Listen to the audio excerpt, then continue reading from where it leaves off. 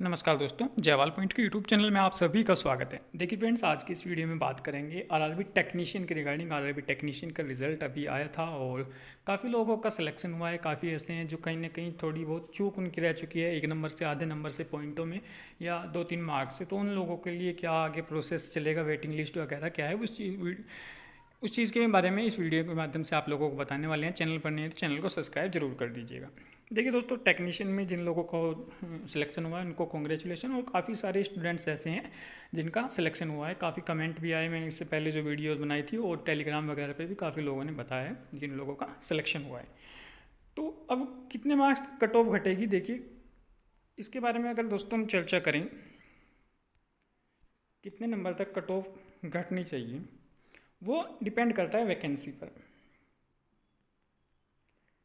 अब मैं आपको ये बताऊं कि लिस्ट आएगी, 100% लिस्ट आएगी दोबारा से, हर एक जोन की लिस्ट आएगी, ये तो पक्का कंफर्म है। क्योंकि रेलवे एनटीपीसी में काफ़ी सारी लिस्ट आई है और काफ़ी पीडब्ल्यूडी कैंडिडेट भी कई नंबर तक कम जो हैं, जिनके कई नंबर कम थे वो भी गए हैं। 4-4, 5-5 नंबर ऐसे भी स्टूडेंट्स हैं जो हैं हमें मिले थे पिछली बार एनटीपीसी में। ग्रुप डी में तो 6-7 नंबर तक भी कट ऑफ कम हुई थी दोस्तों।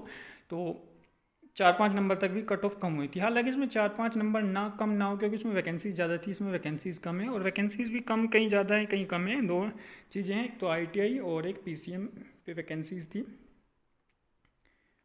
तो जिन लोगों का आईटीआई में कम है, यानी कि 3 मार्क्स कम है, देखिए 100% तो नहीं कहता कि भी उनकी सिलेक्शन हो ही जाएगा। 3-4 मार्क्स कम है तो 100% नहीं कह सकते भी, वो तो जोन वाइज भी डिपेंड करेगा। लेकिन आपको देखना कि 3 नंबर तक भी कहीं ना कहीं किसी जोन में कट ऑफ गिरेगी, और वो आपके लक पर ही डिपेंड करेगा। क्योंकि दोस्तों हर एक जोन का अलग अलग सिस्टम है, हर एक जोन किसी तरीके से मेडिकल का चेकअप कैसे करता है, कोई कैसे करता है, कहीं अलग अलग क्राइटेरिया हैं इसमें। पीसीएम में थोड़ी और कम घट सकती है, पीसीएम में भी चांस आप लोगों के बनेंगे। क्योंकि एसएनटी की जॉब है, एक तो एसएनटी की जॉब में काफ़ी लोगों का अगर कहीं और सिलेक्शन हो जाता है तो ग्रेड 3 वाली में वो एसएनटी की जॉब छोड़ करके उसमें जाने की ज़्यादा कोशिश करेगा। क्योंकि वो एसएनटी की जॉब थोड़ी डिफ़िकल्ट है, और अदर जॉब में अगर आ जाता है तो कहीं ना कहीं दूसरी जॉब में, जैसे अभी एमटीएस का रिजल्ट आया है, सीएचएसएल का रिजल्ट है, सीजीएल का रिजल्ट आया है, तो हो सकता है किसी का मान लीजिए एसएनटी में आया तो वो डीवी देने ना जाए, ठीक है।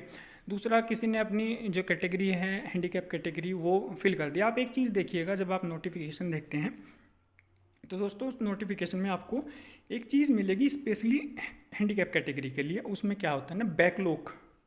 अगर आप बैकलॉग देखेंगे तो वो सिर्फ उनके लिए, पीडब्ल्यूडी कैंडिडेट के लिए आता है रेलवे में। बाकी आप किसी के लिए बैकलॉग नहीं देखेंगे। आप ग्रुप डी में भी देखिएगा बैकलॉग, हालांकि बैकलॉग को वो भर लेते हैं। बैकलॉग ज़्यादा ही कुछ केस में जाता है जब या तो सीट भरने से पहले ही नोटिफिकेशन नया निकल जाता है, या फिर किसी और कारण से नहीं बुला पाते तो बैकलॉग सीट चली जाती है। हालांकि बैकलॉग कम ही जाती है, क्योंकि वेटिंग लिस्ट का प्रावधान है, लगातार वैकेंसी लिस्ट आती रहती है। तो चांस हैं अभी भी, ऐसा नहीं है कि चांस नहीं है बिल्कुल भी। और चांस भी अपनी किस्मत का है भाई, फिर खेल सारा। क्योंकि कई जोन में आपने देखा होगा काफ़ी सारे स्टूडेंट्स ऐसे होंगे इस बार की जोन को लेकर के, अब उनको कहीं ना कहीं दुख हो रहा होगा, और जोन को लेकर के सोच रहे होंगे कि मैं केरला भर लेता, मैं तिरुवनंतपुरम जोन को भर लेता, या फिर मैं बिलासपुर जोन भर लेता, या मैं और कोई और जोन भर लेता, वहाँ से मैं कट ऑफ में आउट हो जाता। देखिए ये भी सारी एक कहीं ना कहीं आपकी किस्मत का ही खेल है कि उस टाइम पर किस तरीके से क्या हो सकता है। आपने अपना बेस्ट ही दिया था, तब भी आपने सोच कर नहीं भरा था कि यहाँ से सिलेक्शन नहीं होगा। आपने ही सोच कर ही भरा था कि यहाँ की कट ऑफ कम जाएगी और यहाँ सिलेक्शन होगा। तो वो तो एक अलग प्रक्रिया है, वो हर बार ऐसा ही होता है सभी के साथ, और मेरे साथ भी ऐसा हुआ है, ठीक है दोस्तों। खैर ये चीज़ें अलग हैं, और टेक्नीशियन की कट ऑफ आएगी। अब दूसरी बात, जिन लोगों का डीवी है उसमें क्या हैंडीकैप सर्टिफिकेट कौन सा उनको लेकर के जाना है, तो देखिए आप यूडीआईडी से दोस्तों एक ऑनलाइन सर्टिफिकेट डाउनलोड करेंगे, ऑनलाइन सर्टिफिकेट, उस सर्टिफिकेट को आपको लेकर के जाना है। और दूसरी बात, अगर मान लीजिए कोई आपसे इस तरीके से सर्टिफिकेट वगैरह में कोई दिक्कत होती है तो आपको मौका दिया जाएगा। ऐसा नहीं कि आपके पास सर्टिफिकेट नहीं है तो आपको तुरंत बाहर कर दिया जाएगा कि नहीं आप डॉक्यूमेंट लेकर के नहीं आए, ऐसा नहीं होता। आपको टाइम मिलेगा फिर दोबारा से कि इस दिन आप लोग आना। और दूसरा, आप रेलवे फॉर्मेट में भी अगर देखिए, कई जगह पिछली बार भी मेरे पास एनटीपीसी ग्रुप डी में मैसेज आए थे कि हमारा फॉर्मेट में साइन नहीं कर रहे हैं डॉक्टर, इस तरीके की कई जगह।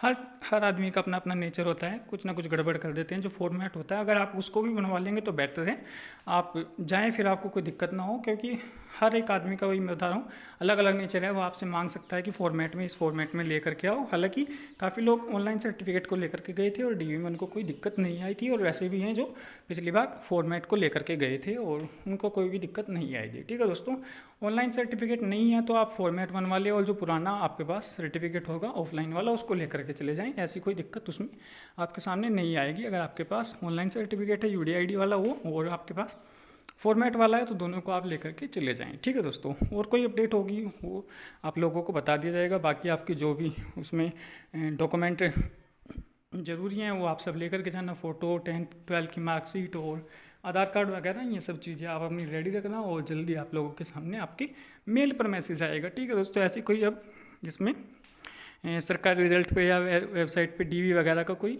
रूल शायद ना आए, और आपके पास डायरेक्टली मेल आएगी, और आपका वहाँ से एडमिट कार्ड निकाल के आप लोग जो हैं DV और मेडिकल के प्रोसेस के लिए जाएंगे। DV और मेडिकल दोनों होंगे आपके, और ठीक है, फिर आप लोग जो है हमें आपका जैसे ही मेडिकल होता है, DV होता है, आप लोग कमेंट करके हमें ज़रूर बताइएगा कि किस तरीके से क्या क्या चीज़ें आप लोगों के साथ हुई हैं। और कोई अपडेट होगी तो इस चैनल के माध्यम से आप लोगों को बता दिया जाएगा। ठीक है दोस्तों, और बाकी जो भी लोग अभी पॉइंटों में हैं वो घबराएं ना, उनको निश्चित ही सिलेक्शन होने के पूरे चांसेस रहेंगे। ठीक है, जिनका कहीं ना कहीं पॉइंटों से वो रह चुके हैं या फिर 1-2 मार्क्स से रह चुके हैं, तो उनके भी चांसेस बन सकते हैं दोस्तों। ठीक है, धन्यवाद।